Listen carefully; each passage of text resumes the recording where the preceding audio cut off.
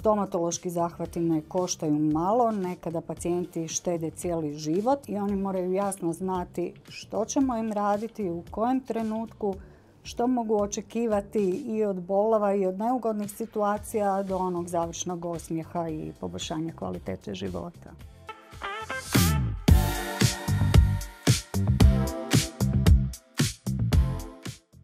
Dobrodošli u novu epizodu našeg podcasta. Danas razgovaramo s osobom koju većina naših pacijenata nikada ne upozna uživo, a jedna je od onih koja prva smiri strah, sasluša vaše brige i vodi vas kroz cijeli proces. Glas koji ulijeva povjerenje i sigurnost, osoba iza slušalice koja ostane smirena čak i kada pacijent to ne može biti. Danas je s nama Marina Mahmet, žena koja već 9 godina svojim strpljenjem, toplinom i razumijevanjem svakom pozivu daje osjećaj da je pacijent zaista važan. Marina, dobro nam došli. Hvala. Evo, prije samog početka, možete nam reći za početak kako izgleda briga o pacijentu od prvog poziva pa sve do kraja terapije? Pa briga o pacijentu je trajna, tako dugo dok je naš pacijent, pa od prvog poziva, od kad nas pacijenti na bilo koji način kontaktiraju, da li mailom, WhatsApp porukom, pozivom, preko dogovora njegovog prvog pregleda u klinici gdje će saznati svoj plan terapije koji smatramo da je za njega najbolji. Kasnije dodatna pojašnjenja vezano za plan terapije jer rijetko pacijenti sve razumiju u tom prvom pregledu. Organizacija termina, smještaja i prijevoza ako je nužna i naravno zvanje i provjeravanje pacijenata kako su nam u cijelom tom tijeku terapije i ono najvažnije i na kraju. Kako vi zapravo prepoznate što pacijentu treba? Koje su vještine vama potrebne kao centru podrške kroz tu nekakvu komunikaciju s pacijentima?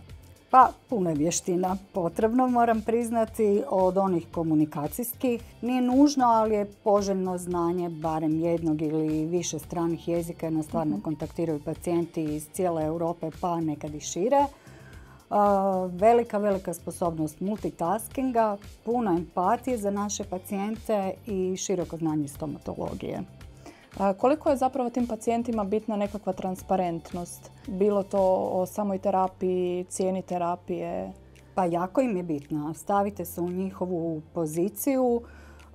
Stomatološki zahvati ne koštaju malo. Nekada pacijenti štede cijeli život da bi si sredili zubiće kada za to dođe vrijeme i oni moraju jasno znati što ćemo im raditi, u kojem trenutku, što mogu očekivati i od bolova i od neugodnih situacija do onog završnog osmijeha i poboljšanja kvalitete života.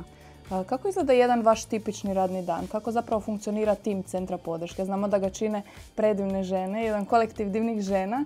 Pa kako se međusobno dopunjujete, surađujete? Pa dan je uvijek ispunjeno od prve do zadnje minute. Dobro, krećemo s kavom, bit ćemo realni. Pa u svakom slučaju provjeravamo mailove, poruke koji su stigli tijekom noći van radnog vremena. Dijelimo aktivnosti unutar tima i rješavamo ih po prioritetima. Postoje sigurno oni ljepši, lakši i teži pozivi. Kako ste u tim nekakvim možda i lijepim i težim trenucima međusobno ohrabrujete? Pa bez tima i bez ohrabrenja ne bismo dugo izdržali, zato što je rad sa ljudima, tko radi s ljudima, zna da je izazovan.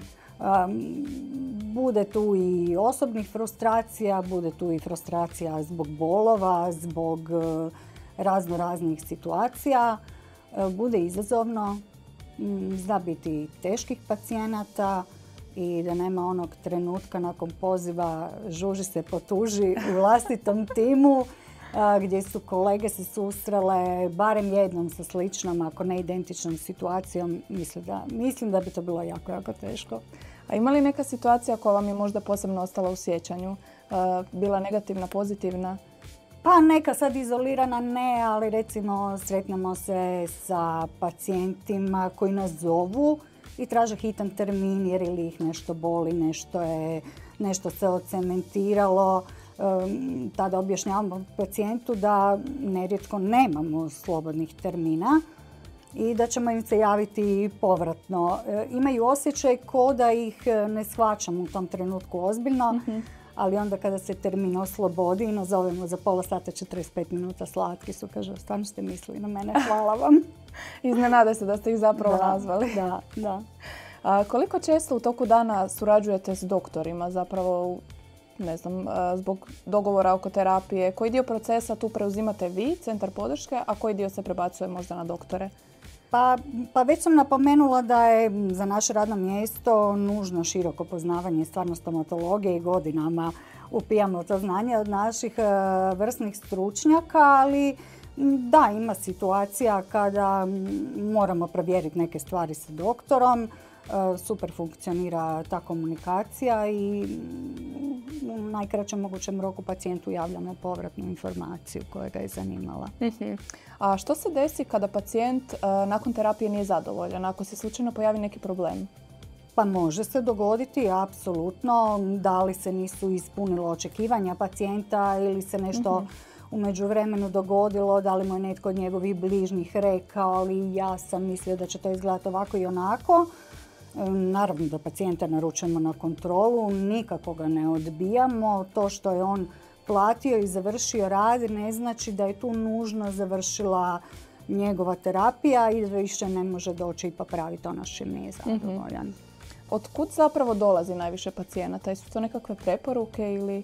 Pa najviše pacijenata imamo generalno iz Hrvatske i ponosni smo jako na to, iako imamo i puno pacijenata iz Italije, Belgije, jako puno naših ljudi koji radi u inozemstvu, Njemačka, Austrija, Švicarska, pa onda naravno i šire. I uvijek se preporuka pokaže apsolutno kao najbolji izvor, jer kada vi idete u nepoznato, u smislu sređujete zube, a niste to nikada prije radili, dragocjeno je imati informaciju da je netko vaš već bio negdje, da mu je tamo bilo super, da su se jako svi članovi tima od recepcije, doktora, centra podrške jako dobro brinuli o njemu i da je na kraju sve ispalo super. Već smo spomenuli da ste vi zapravo tu osobe koje su s pacijentom od samog prvog poziva pa sve do kraja terapije.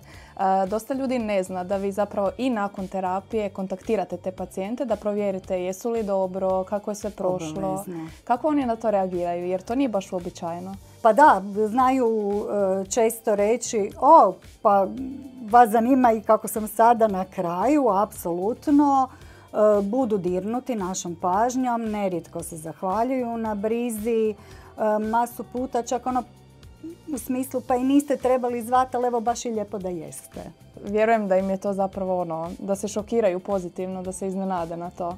Da. Evo Marina, hvala vam puno što ste nam otvorili malo vrata centra podrške da vidimo kako je to kod vas funkcionira i ko se zapravo krije iza te priče. Hvala vam na slušanju i gledanju, mi se vidimo u idućoj epizodi.